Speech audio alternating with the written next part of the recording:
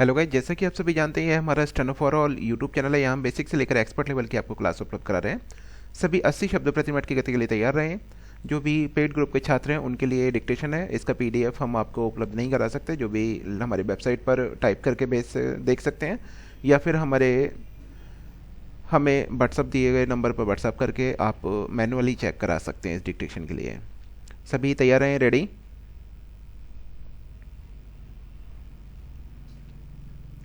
अधिकांश लोग अपना जीवन भौतिक और बौद्धिक लक्ष्यों को पाने में लगा देते हैं, पर आध्यात्म से अनजान रहते हैं। विराम। ऐसे में जब भौतिक मृत्यु की उफनती लहरें उनके ऊपर आ जाती हैं, तो उनमें कोई आध्यात्मिक क्षमता नहीं होती कि वे उसमें से आसानी से निकल सकें। विराम। अर्थात जब खबर मिलती है कि हमें एक जानलेवा बीमारी है, या अचानक हमें अपनी मृत्यु दिखाई देती है, तो हम भयभीत हो जाते हैं। विराम। हमें समझ नहीं आता कि क्या करें। प्रश्नवाचक। दरअसल हमने अपना जीवन और मृत्यु का सच्चा अर्थ समझने में नहीं लगाया होता है। विराम। लिहाजा अपने संभावित अंत से भयाक्रांत हो जाते हैं। प्रश्नवाचक।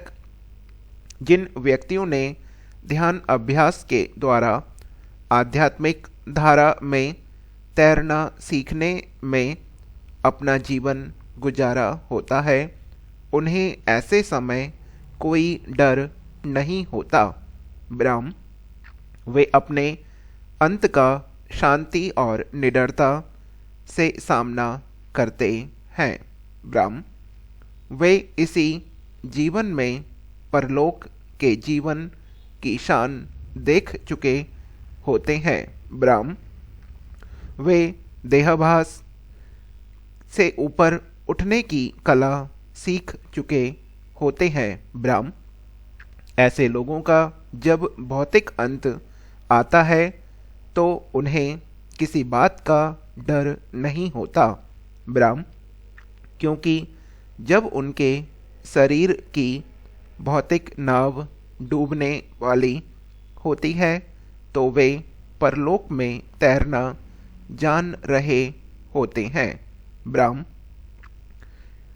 अधिकतर इंसान भौतिक मृत्यु की सच्चाई की तब तक उपेक्षा करता है जब तक कि वह बहुत देर ना हो जाए। विराम। वे समझते हैं कि बौद्धिक ज्ञान, धन संपत्ति, नाम और सत्ता अर्जित करना अधिक महत्वपूर्ण है, पर जब मृत्यु आती है, तो उन्हें अनुभव होता है कि बौद्धिक ज्ञान और सांसारिक जायदादें किसी काम की नहीं है। विराम। उस अवसर पर वे पछताते हैं कि उन्होंने आत्मा, परमात्मा और परलोक की जानकारी पाने में अधिक समय क्यों नहीं व्यतीत किया। विराम। वास्तव में दैनिक ध्यान अभ्यास से ही हमारी आध्यात्मिक कुशलता विकसित होती है। विराम।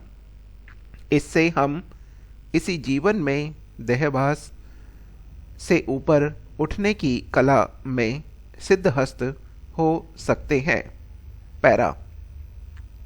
केंद्र सरकार द्वारा बनाए गए तीनों कृषि कानूनों को लेकर कुछ किसान संगठनों का तो असंतोष थमने का नाम नहीं ले रहा है। विराम। प्रधानमंत्री नरेंद्र मोदी कई मौकों पर उन्हें आश्वासन दे चुके हैं कि वह उनकी सभी शंकाओं का निराकरण करने को तैयार हैं। विराम। इसी संबंध में कृषि मंत्री नरेंद्र सिंह तोमर का 60 पेज का किसानों के नाम पत्र काफ़ी प्रामाणिकता के साथ आधार पर लिखा गया है। विराम।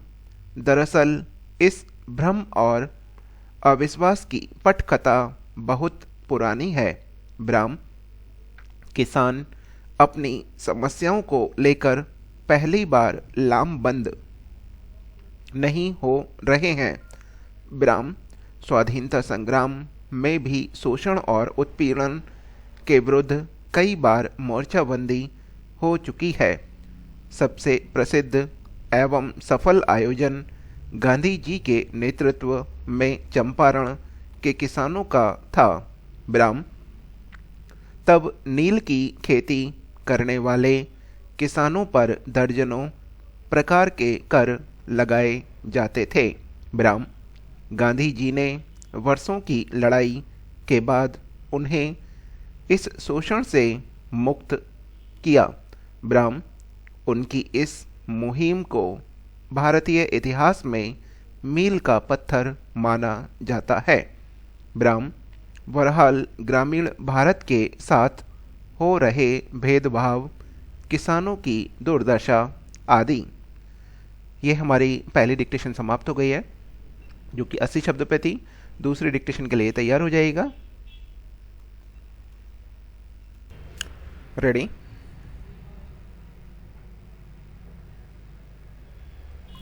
गांव एवं शहर के बीच पनपती असमानता कृषि और उद्योग जगत में प्राथमिकताओं की अदला बदली आज़ादी के बाद भी बदस्तूर कायम रही। विराम।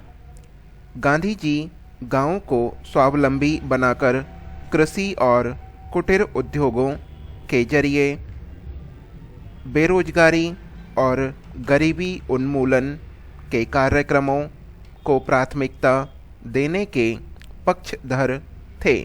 विराम। उनका मानना था कि बड़े उद्योगों में ज़्यादा पूंजी निवेश कर अधिक रोजगार का सृजन नहीं किया जा सकता। विराम।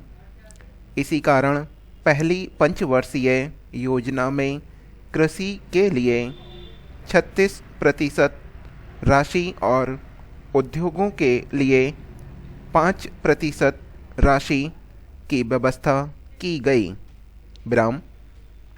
सरदार पटेल की मृत्यु के बाद ग्रामीण हितों का कोई बड़ा पक्षकार न होने के कारण दूसरी और तीसरी पंचवर्षीय योजना के स्वरूप पूरी तरह बदल गए।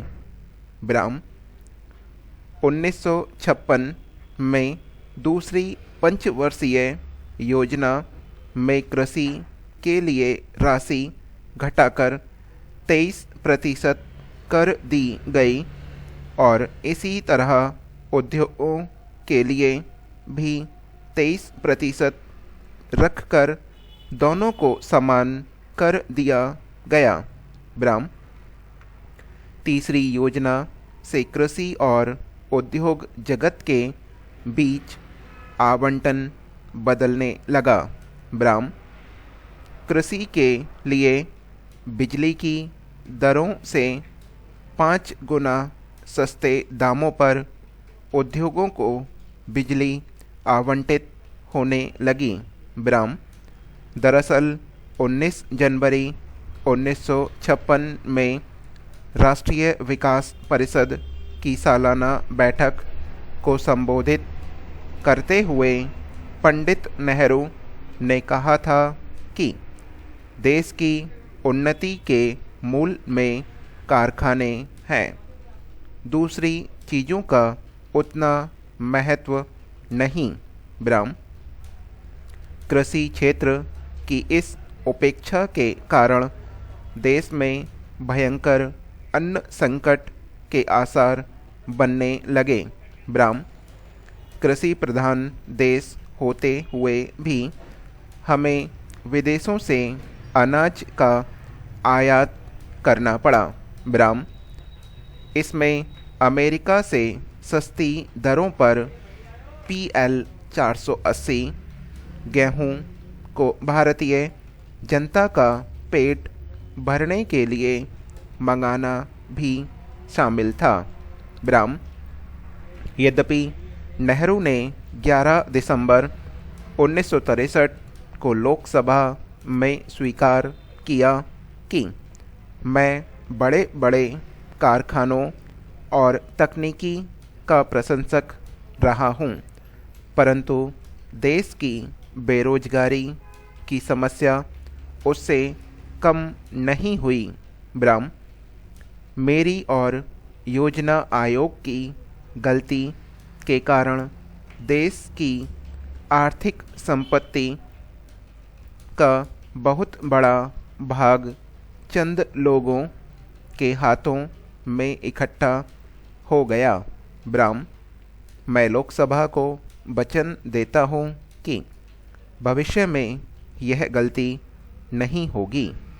ब्राह्म, हालांकि नेहरू की मृत्यु के साथ ही कृषि और ग्रामीण क्षेत्र का संकट गहराता गया। ब्राह्म, पैरा, कृषि क्षेत्र की इस निरंतर उपेक्षा के चलते कालांतर में चौधरी चरण सिंह कांग्रेस पार्टी के कटु आलोचक बन गए।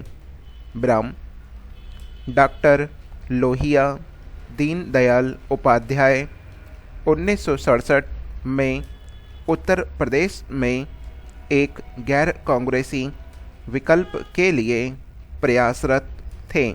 ब्राह्म, समर्थकों के बीच चौधरी साहब के नाम से मशहूर चरण सिंह के रूप में भविष्य की राजनीति के लिए उन्हें एक कुशल राजनीतिज्ञ मिले। ब्राह्म, उन्होंने पहले कांग्रेसी मुख्यमंत्री होने के नाते उत्तर प्रदेश को भ्रष्टाचार मुक्त सुशासन उपलब्ध कराकर बहुत ख्याति अर्जित की। ब्राह्म।